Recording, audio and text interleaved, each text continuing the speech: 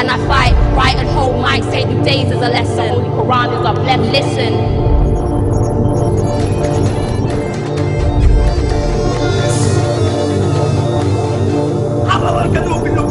الله أكبر ولله الحمد. الله أكبر. الجهاد أيها الإخوة الذين يدمرون هذه الأمة. الله أكبر ولله الحمد.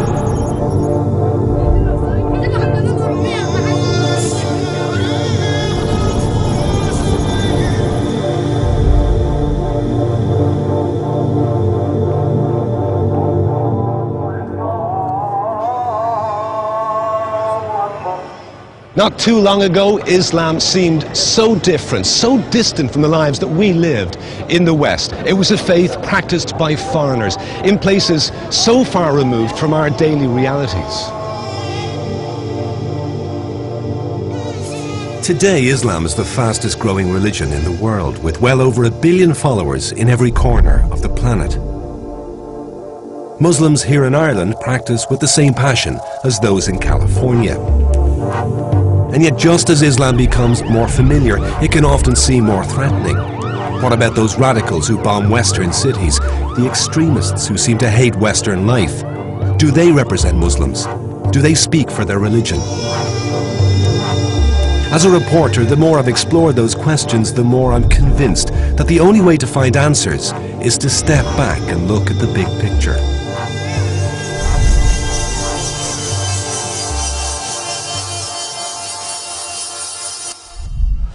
Now, to see that big picture, you have to travel around the planet, because Islam really is this global.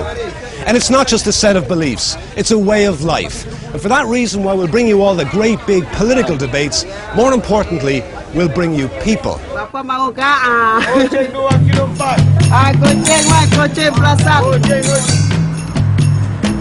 The most beautiful thing that God has created is a woman. That's why the Muslim women don't display themselves, because it will only attract bad people. Even before 9/11, people would say, "You're Muslim, really? How do you feel being a Muslim woman?" Immediately, that was the first question. And it's a totally different vibe overseas than it is in America, because I'm just so used to people in America hating me for being a Muslim. So when I go overseas, it's nice to finally be hated just for being an American. The American is an oppressor, is an imperialist. I have to fight him. Voices of liberal reform do exist within Islam. They're afraid of persecution, violence against themselves and their families, not from the state, but from fellow Muslims. When I face God on Judgment Day, God is not going to ask me, what did you do to liberate Palestine? What did you do to liberate Iraq? God is going to ask me, did you say your prayers with devotion and with presence? Did you help your neighbor? Did you help your neighbor? Did you follow in the way of the... Did you treat your women right? Did you treat your wife right? Did you treat your children fairly?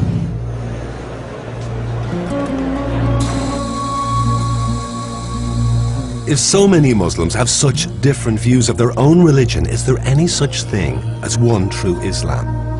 The search for answers begins with the past, in the time and the place where it all began.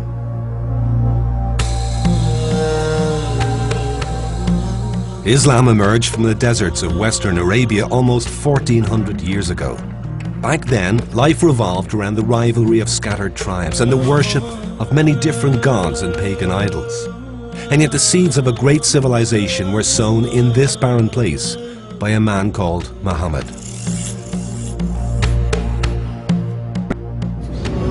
You know, what really intrigues me about the Prophet's story are the contradictions in the early part of his life, because while he was born in the big city, and while he was born into a well-respected and noble family, his first taste of life was in the harsh, leveling landscape of the desert. And I've always associated Mecca with Muhammad, but in fact, the Prophet's early life was a journey. It was along the trade routes that stretched from Mecca and beyond, all the way north to Damascus. Muslims see the Prophet's life as the model of perfection, the human core of Islam. And to this day, Muhammad's story shapes the lives of 1.3 billion people. Like every great Arabian clan of the time, Muhammad's family kept a bond with the desert by sending their newborn babies to be weaned by the Bedouin. So Muhammad spent his first 6 years living the rough life of a desert nomad and soaking up simple values of endurance and equality.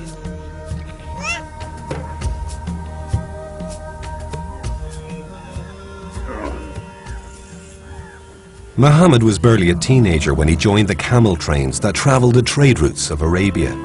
On the many journeys that followed, Muhammad would have soaked up the influence of the other great religions of his day, the twin faiths of Christian and Jew.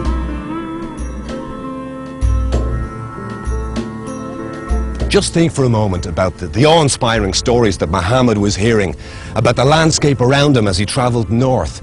Think about, for example, the story of Moses, who climbed here to the top of Mount Nebo to get a glimpse of the Promised Land. And that was a land that Moses would never reach. So here we have a young Muhammad, a prophet in the making, who was being exposed in the most physically intimate way to the influence of Jew and Christian. And everything we know about the straight path that he would follow in later life tells us that he was wide open to those influences.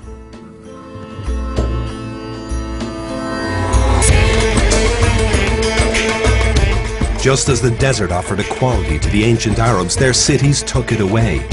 Few things shaped Muhammad's view of the world more than the injustice he witnessed in the big Arabian towns. Even in Mecca, the old tribal bonds were breaking down. The poor were increasingly slaves to the wealthy, and women were little more than possessions. By the standards of the day, Muhammad's appeals for social justice were revolutionary.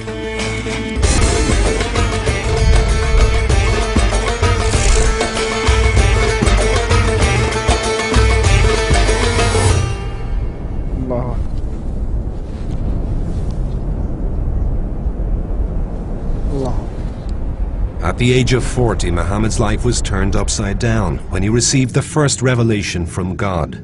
Over the next 2 decades, the revelations would keep coming, divine messages that would eventually become the Quran, the literal embodiment of God.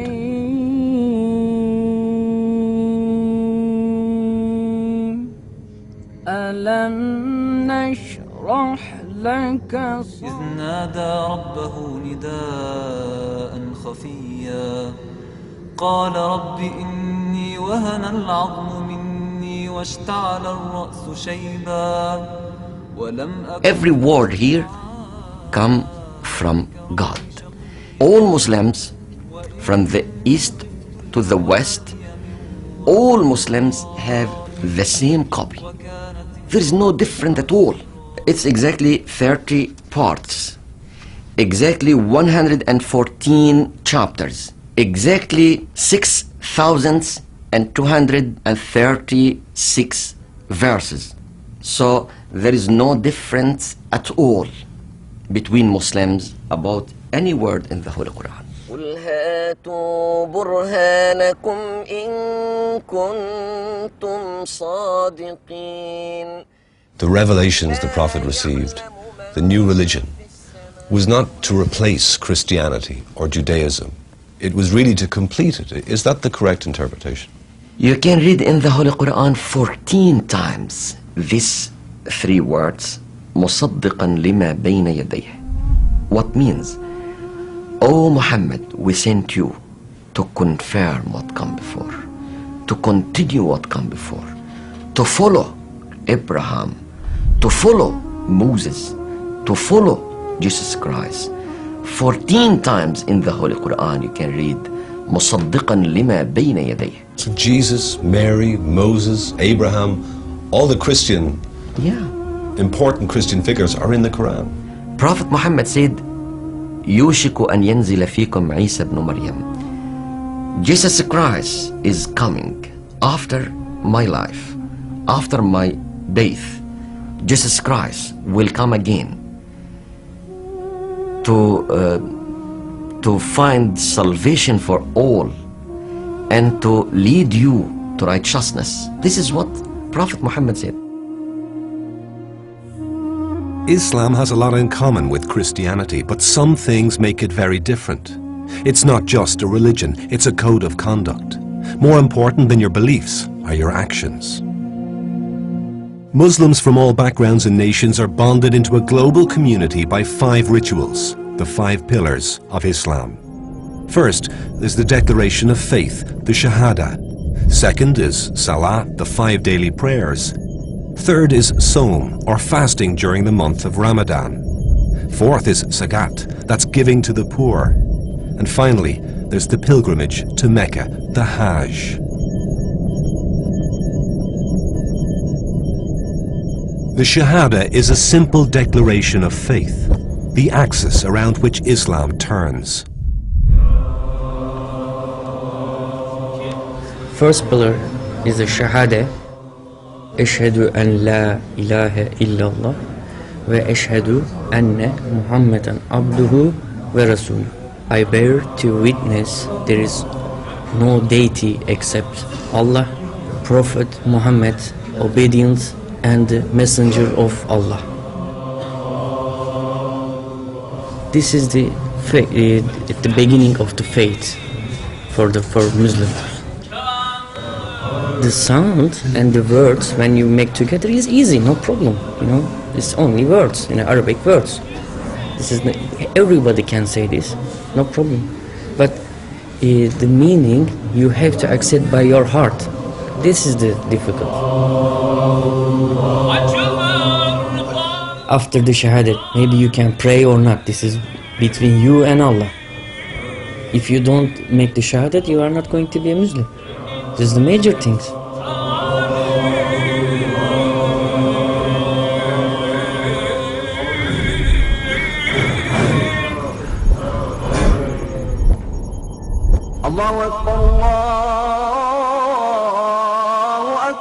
The big feature of Islam's daily routine is prayer, 5 times a day.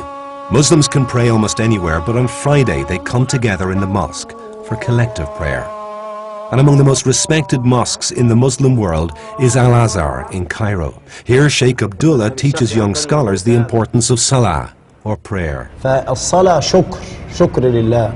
بصلي لله وبسجد له وبركع له كأني بقول يا رب أنا متشكر على إنك خلقتني إنسان ورزقتني وجعلت لي أذن أسمع بها وعينا أبصر بها وهكذا. فالصلاة هي ترويح للقلوب وتهذيب للنفوس. فالرسول صلى كده وصلى كده وصلى كده وسمع الله لمن حمده بنفس النظام كده. إذا ركع بيركع كده.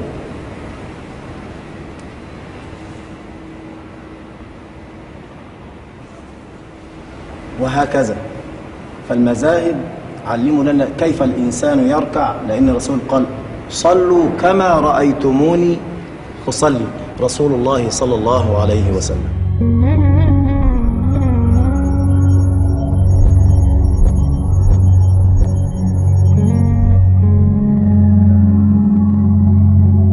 The most sacred period in the Muslim calendar is Ramadan. For an entire month, while the sun is in the sky, Muslims are not supposed to let food or drink, not even water, pass their lips.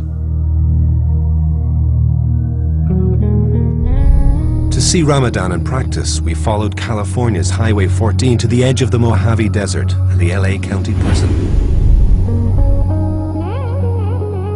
Even in this high-security jail, Ramadan is faithfully observed by a growing community of Muslim converts.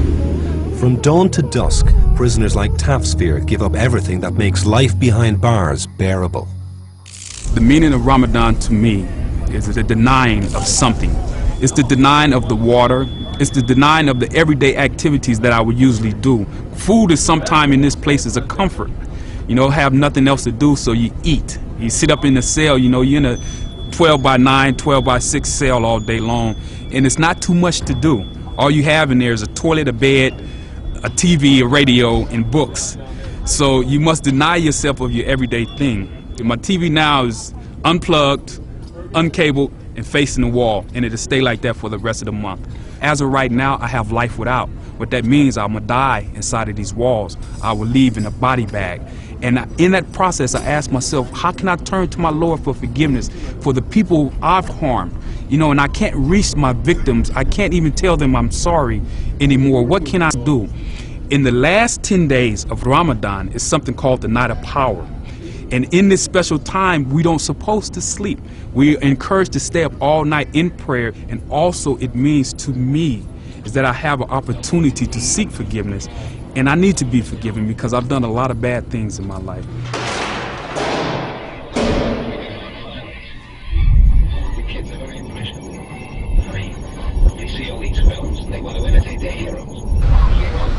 All they see is robbers, rapists, muggers, and murderers. In Arabic, zakat means purification, but in places like South Central LA, it can also mean life or death. This was ground zero of the Los Angeles riots which rocked American society in the early 90s. Today, there's still the chill wind of racial tension and deep pockets of poverty. For those most in need, hope comes in the form of a free clinic set up by Muslim medical students 15 years ago. It wouldn't exist without the charity or zakat of California's Muslims. Zakat, it's an obligatory aspect of the religion that we're supposed to give 2.5% of our wealth per year. And the way I look at it is that the poor own 2.5% of everyone's wealth. And so every year it's a matter of just taking that money and giving it to the people who need it. Islam was the main source of inspiration for all of us. We were second generation, so most of our parents are immigrants. They were really more focused on, building the schools and the mosques and, making sure our Islamic heritage was preserved and alive and well. But once that was done, we kind of were looking for something more. The initial question in everybody's mind was, well, what are you guys doing? Are you here to convert us? Is this some Saudi-funded thing? But once we did set up shop and open our doors and started providing service, that was what really convinced people that we were here to stay and we didn't have any ulterior motives. The donors are just average middle-class Muslim families that we go to, particularly during Ramadan, and ask them for help. They're not really, they're not particularly wealthy. We get a lot of small contributions, but it really adds up. Real talk, serious thought. There's one hadith, saying of the Prophet Muhammad, if you see something wrong, fix it with your hands. If you can't fix it with your hands, then fix it with your words. If you can't fix it with your words, then at least fix it in your heart. Stand around, I hold it down like a fort. In the midst of war, I find peace within. Clouds and gates.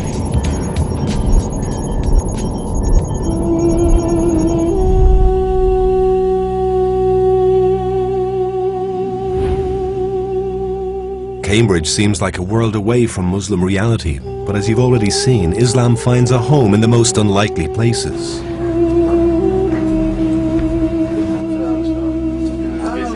Tim Winter teaches Islamic studies at Cambridge University and also leads prayer at the local mosque. Born a Protestant, he's now a respected Muslim scholar and an eloquent witness to the power of the Hajj, the pilgrimage to Mecca. I used to do it with a group of bankers every year because I had a contact, and so I was able to hitch a ride on their bus.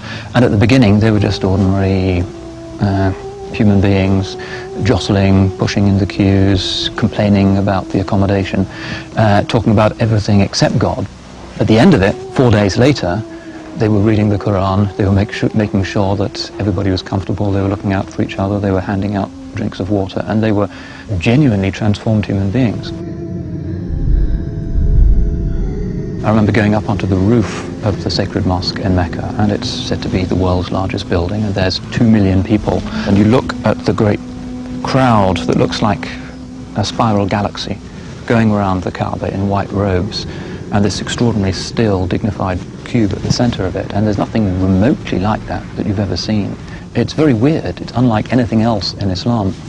And that has the effect of really forcing us to confront ourselves, the reality of standing on this planet that's rolling around the sun. So it's pretty devastating, as well as being unlike anything else you'll ever experience.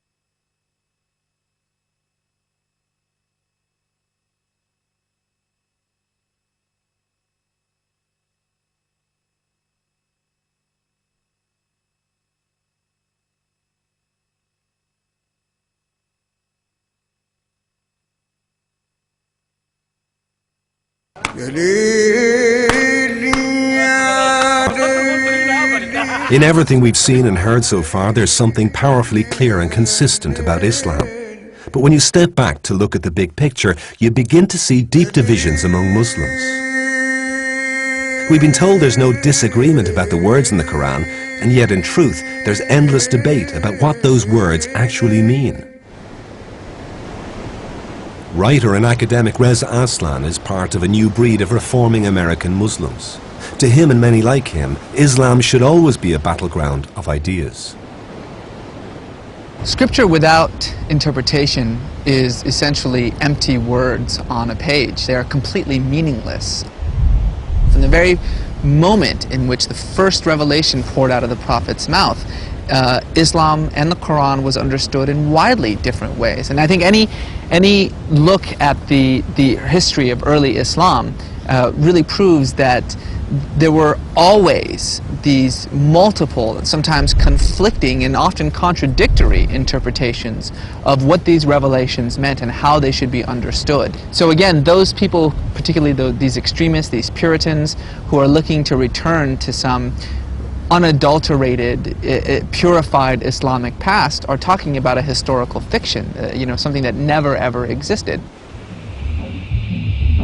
Today, Islam's at a moment like no other in its history. Rival visions and ideas now travel across the planet in an instant, and so like never before, Muslims are caught in a global war of interpretations.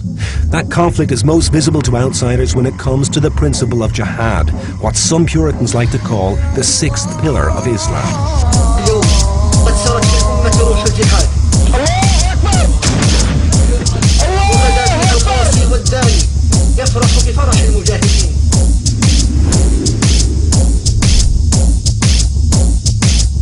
The concept of jihad was first revealed to the Prophet after he and his followers were forced to flee Mecca for the city of Medina, where they set up the first Islamic state. Jihad provided the guidelines for Islam's approaching war of survival. And like the Christian doctrine of just war, the emphasis was on defense more than attack.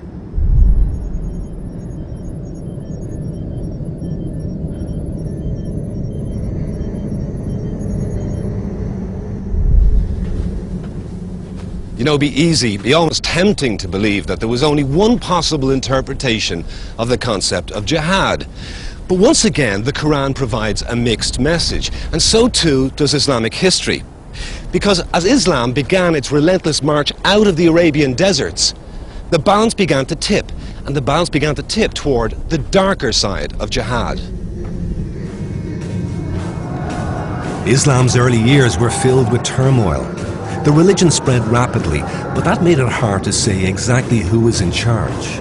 The Prophet was dead less than 50 years when the new Islamic empire was rocked by civil war, a conflict that created the lasting divide between Sunni and Shia Muslims. The rivalry and expansion also strengthened the hands of Islam's militants, those who used the harsher verses in the Quran to justify their violence.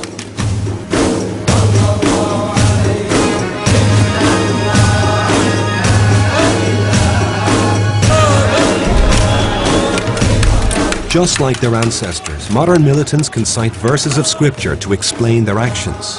And yet even the most casual reader of the Quran will find other verses that impose clear limits on jihad.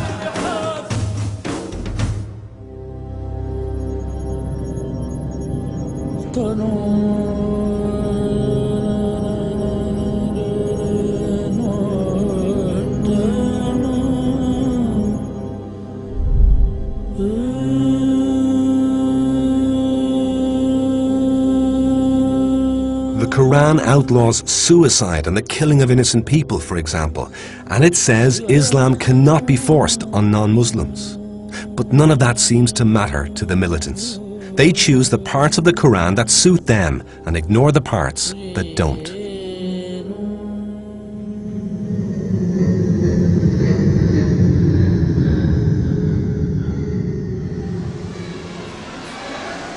In Quran you can find 17 levels. How can we treat with others? It started with فَعْفُ عَنْهُمْ وَاصْفَحْ. O Muhammad, you have to forgive them, to forgive your enemy. After this, you can find another level. God says you have to fight people, you have to attack people if they attack you. And you can find more.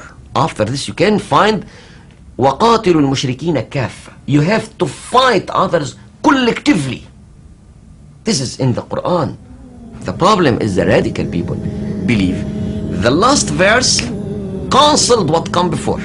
What about the tolerant verses when Prophet Muhammad called for love, for mercy? God says, "Oh Muhammad, we sent you to be mercy for all humanity. Al-khalqu kulluhum iyalullah." All humanity are a family of God.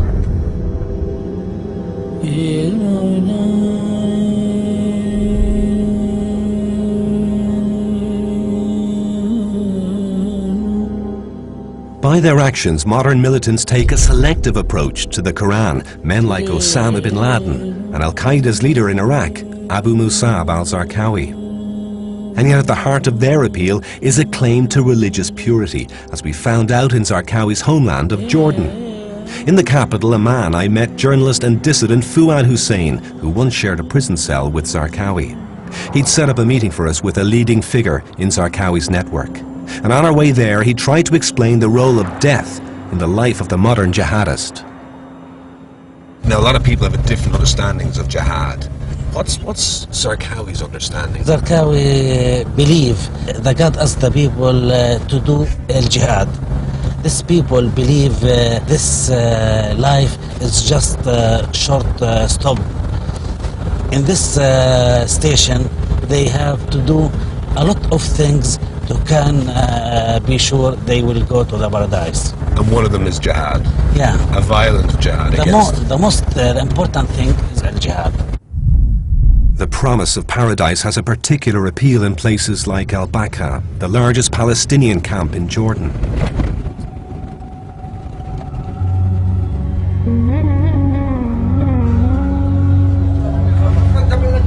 Among these exiled Palestinians, radical brands of Islam are flourishing as people lose faith in their political establishment, as jihad brings new meaning to their old struggles.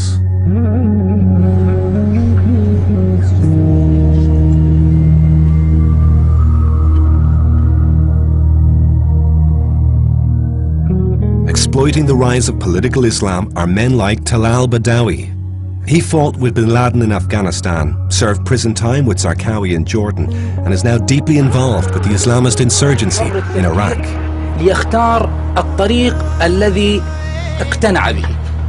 One of the first things he tells us is that there's no argument about God's word. And yet as he talks, it seems to me that God's will is being molded to fit a modern political agenda. Jihad is like any of the commands from God in the Quran. It cannot be subjected to personal interpretation. Instead, it can only be according to God's judgment. The object of jihad is the removal of obstacles that shroud the truth from people. Human beings will only escape hell if they choose to submit to God's path. And when will conflict take place, it will only take place when others try to prevent a person from living his Islamic way of life, a life which is leading him to paradise, while those others are trying to lead him to hell. The jihad movement in this part of the world will not end until Israel is removed. Have no doubt about that. In the Quran it says strict limits on jihad. Don't kill women, don't kill children, don't kill people who do not fight, do not commit suicide. We see these mujahideen going to London, stepping onto a train where there are men, women and children, and blowing themselves up. As we've said, jihad is the removal of obstacles, and of course, women and children do not form obstacles for the Muslim because they are weak. The natural place for the women is in the home, so they were not killed on purpose. Their killing was an accident. In the end, victory is from God, and God will only grant victory to those who are in the right path. And there is no right path but Islam. So Islam will have to win. A few weeks after we met Talal Badawi, Zarqawi's followers bombed 3 hotels in Amman, inflicting their brand of jihad on men, women and children. Within hours, ordinary Muslims across Jordan turned out to express their disgust. Al-Qaeda's worst excesses have also been criticized by the Muslim establishment in the Middle East. And yet other acts of violence in the name of Islam, those against Israel in particular, inspire mixed messages. الرجل لا يريد أن ينتحر، هو لا يريد أن ينكي في العدو، ولا يمكن أن يتم هذا الإنكاء إلا بهذه الغزوة تلو الغزوة. إنما حتى في الجهاد وهو قمة التكاليف الشرعية لم يبح الإسلام أن يقتل الإنسان نفسه. خيرة الأنصار من أبناء هذا البلد. Jihad in the Middle East is inspired as much by politics as religion, so it's misleading to say Islam is the root cause of violence. But religion is used by many Muslims, and not just the militants, to justify violent acts. Where some see terrorism, others choose to see the acts of a martyr. But outside the Middle East, the choice is not always so stark. Travel deeper into the Muslim world and you hear about another form of jihad and a different vision of Islam. The word jihad doesn't actually mean war. It comes from the Arabic for struggle or striving. And that's a big distinction to Muslims in places like California. The stronger and the most important jihad is the inner struggle to do what is right.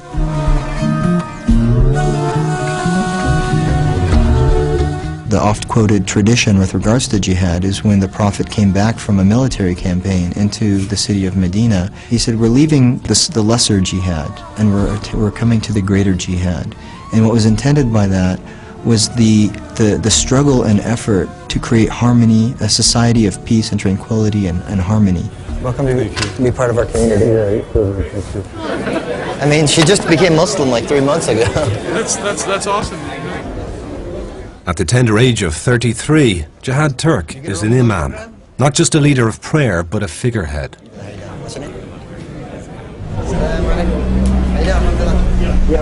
Well, my name is Jihad, and growing up, my father, he chose that name. He said it had a good meaning. I remember when I was in high school, I was playing football. There was a phone numbers list for all of the members on the team, and they wrote J Turk because J is easier to pronounce than Jihad.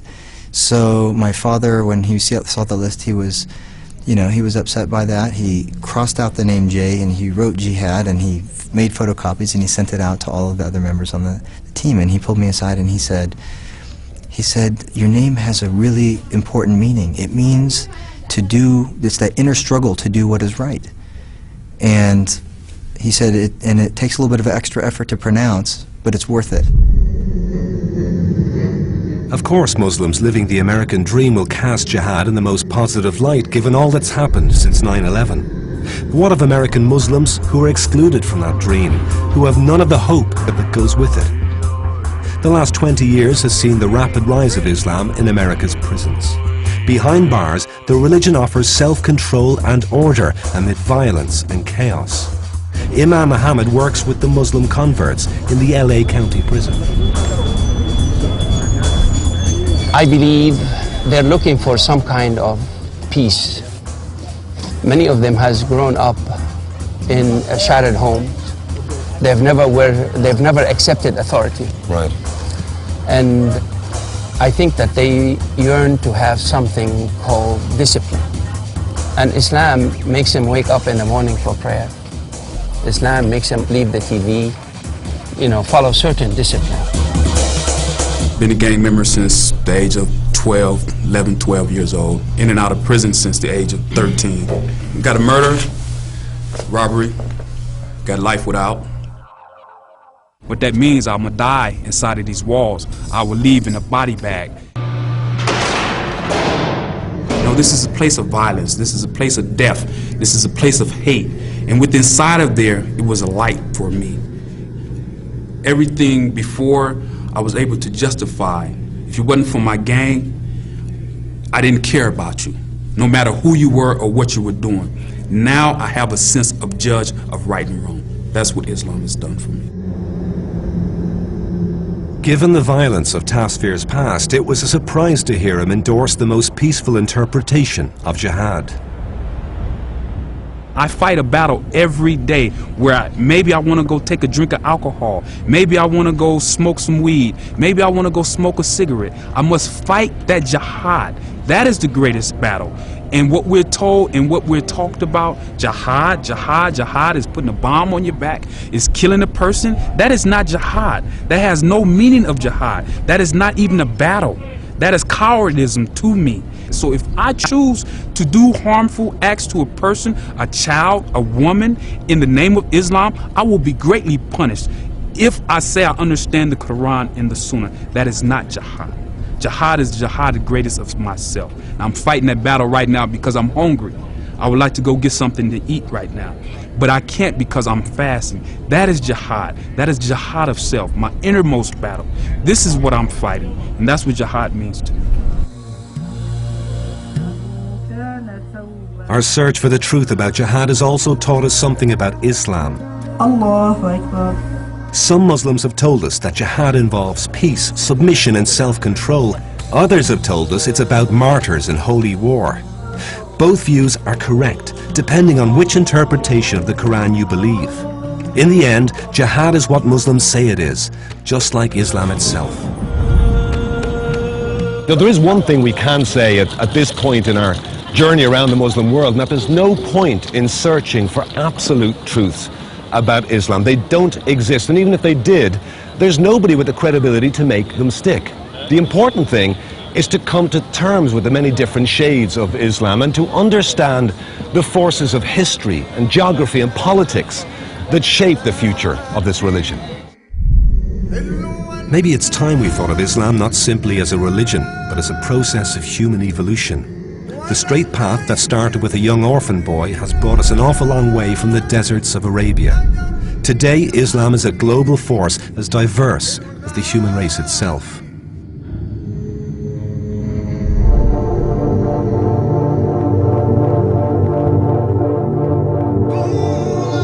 The seeds of the religion may have been planted in the Middle East, but it's not just Arabs who have reaped the harvest, and it never has been.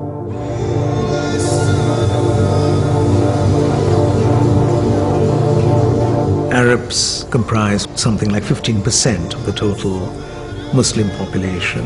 And even if you looked at history, the role of Arabs in shaping Islamic civilization was important, but the Arabs were not the only group which shaped Islamic civilization. The Persians, Turks, Indians, Malays, any number of communities, the Chinese, they had played very important roles in shaping Islamic civilization. Islam is perhaps the only religion which right from its birth had to contend with pluralism. Within 100 years, Islam had actually come into contact with every major religion and culture in the world. In fact, that diversity is part of the Quran itself. It tells you so clearly that God had made us into different nations and tribes so that we will know one another. The best amongst you is the one who is most righteous. It doesn't link righteousness to your culture or even your religion. It says that as a human being, you have to be righteous, but it has nothing to do with your culture or your religion. When a religion ceases to adapt, when it ceases to evolve, when it ceases to reconcile itself with the realities of the changing world, it dies. Islam is the fastest growing religion in the world precisely because it is a religion that is constantly adapting itself to the needs of the modern community.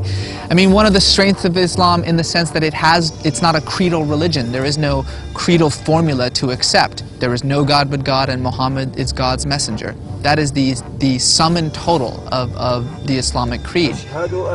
You know, one of the wonderful aspects of the fact that there is no central religious authority is precisely this notion that Islam is going to continue to evolve in these widely eclectic ways as it adapts itself to American culture or European culture or to the democratic aspirations of these burgeoning, democratic movements within the Middle East, or to East Asian culture, whatever the case may be.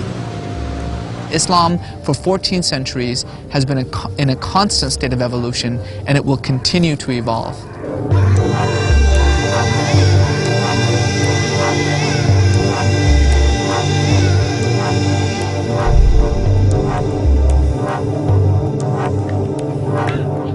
Islam has taken root in the most unexpected surroundings. On the Kilburn High Road, for example, Sufi Muslims from Sudan practice a ritual known as zikr, or remembrance, an intimate encounter with God in a cramped London basement. Such contrasts are Islam's strength, but they also expose a potential weakness. With so many influences, so many rival interpretations, how does a good Muslim know which path to follow? And who exactly gets to shape the next stage in Islam's evolution? Next week, we look at exactly those questions. This man divorced his wife through a text message, sent it 3 times. It said, I divorce you, I divorce you, I divorce you. To this very day, Muslim scholars have been repeating each other's medieval theories without much introspection or self-criticism or reflection. When I see young women walking in the cities of Europe and they are half naked, they have a lot of tattoos on their bodies, and I ask myself, do they really choose this way of life? Are they really aware of what they are doing? Do they really think that this is freedom?